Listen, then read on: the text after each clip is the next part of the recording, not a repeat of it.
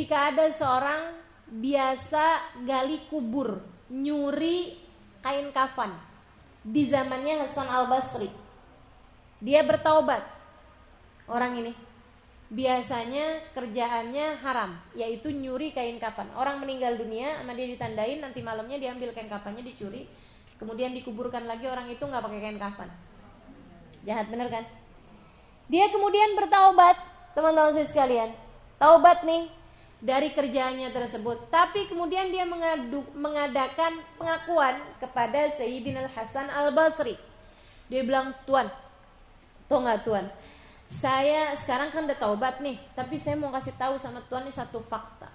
Saya sudah menggali 300 kuburan orang Islam, yang memang kebanyakan yang digali sama dia itu adalah kuburan orang-orang yang gak dijaga sama Allah. Kalau orang tersebut orang yang terjaga sama Allah, insya Allah gak akan dibiarkan kuburannya, kafannya dicuri sama orang ini kan. Orang yang terjaga sama Allah dunia dan akhirat, teman-teman saudaraku sekalian, dijaga waktu di dunia, dijaga pula waktu di akhirat. Man hafadallahu fis sighar hafadahullah fil kibar.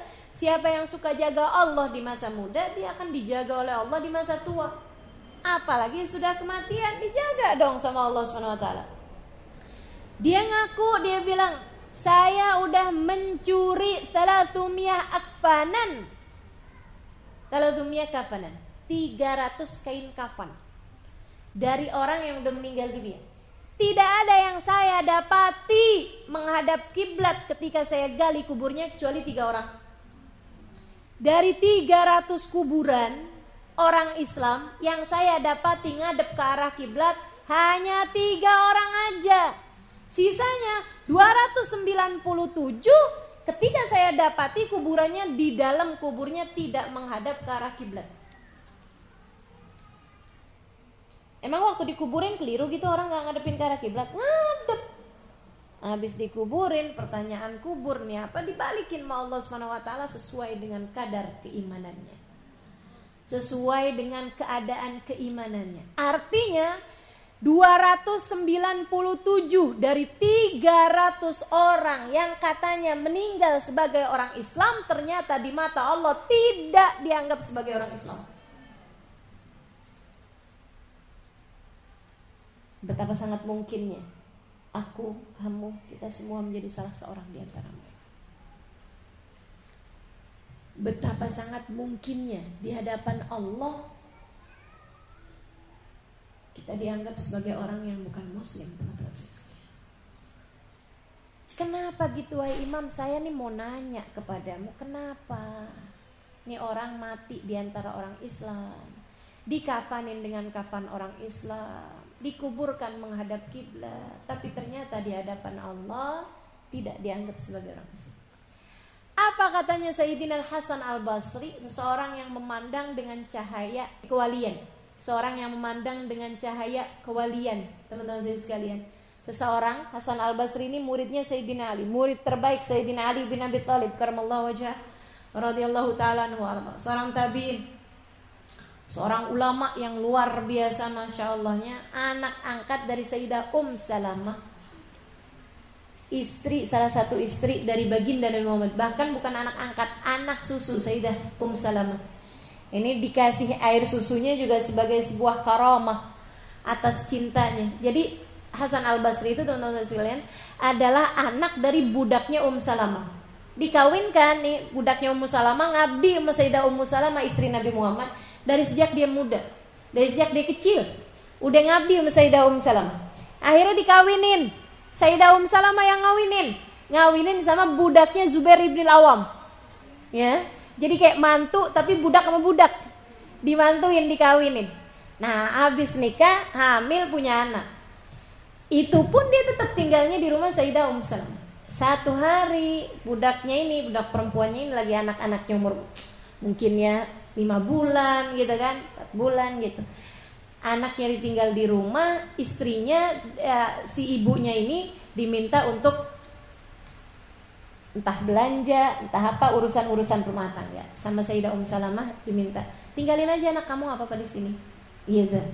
Ternyata perginya agak cukup lama, anak udah nangis kehausan. Dari lama nih, coba ditimang-timang, digendong-gendong biar diem. Hasan Al-Basri ini teman-teman saya sekalian, belum dapat julukan Al-Basri ya, Basri karena beliau tinggal di Basrah.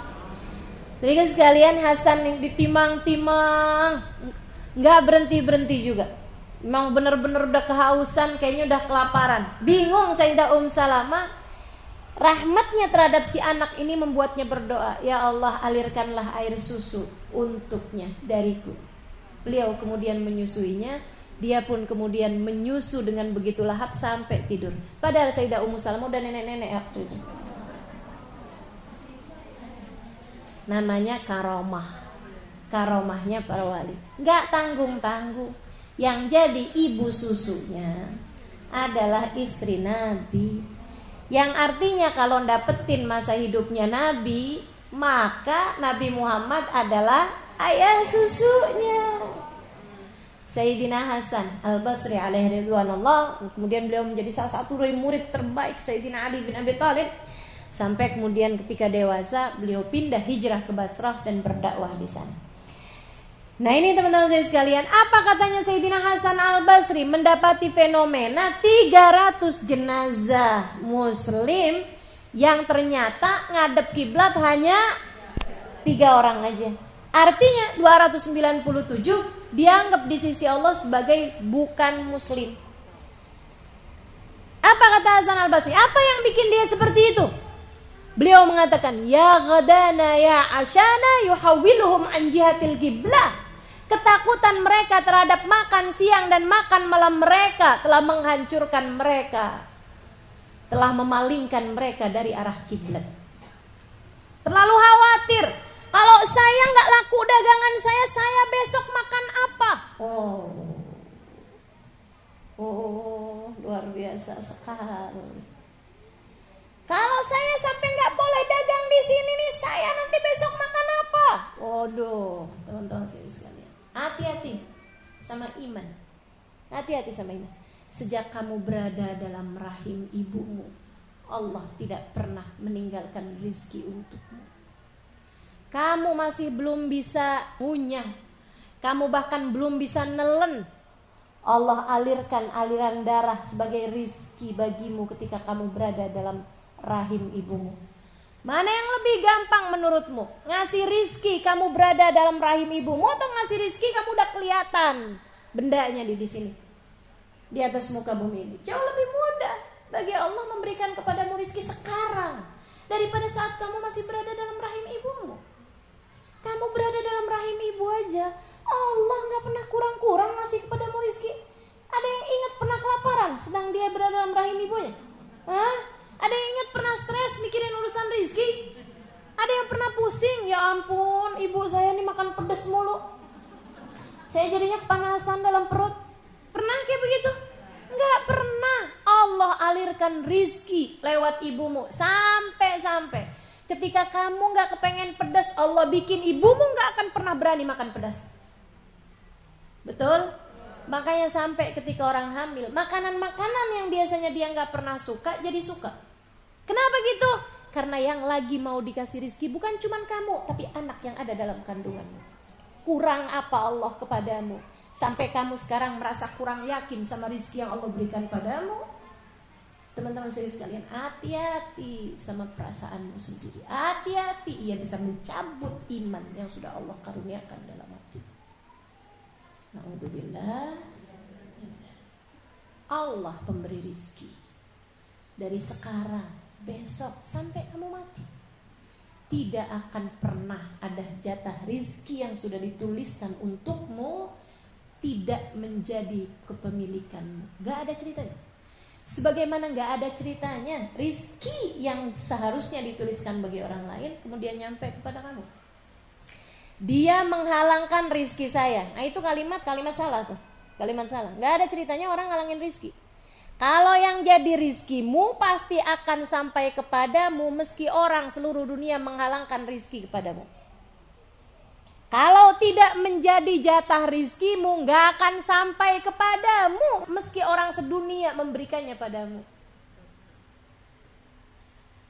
Hati-hati sama keraguan, teman-teman saya sekalian, bisa menghalangkanmu dari arah kiblat, bisa membuatmu dianggap tidak beriman. Allah yang selama ini ngasih rizki ngelihat hati kamu kok ragu-ragu kayak begitu. Kata Allah, dia gak ngerti diuntung. Aku udah karuniakan iman, udah aku perkenalkan diriku kepadanya sebagai pemberi rizki. Aku udah sampaikan dalam Al-Quran, udah jelas aku katakan, War-Razzaq Dzul Quwwatil Matin, Allah lah satu sang pemberi rizki, dialah pemilik kekuatan satu-satunya. Dia masih ragu-ragu, dikirain aku gak bisa ngasih kepada dia rizki, gak ngerti diuntung, aku cabut imannya. Dia gak ada beda dengan orang yang tidak beriman padaku. Allah cabut iman dari dalam hatimu.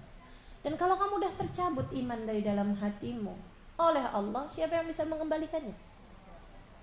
Siapa yang bisa balikin?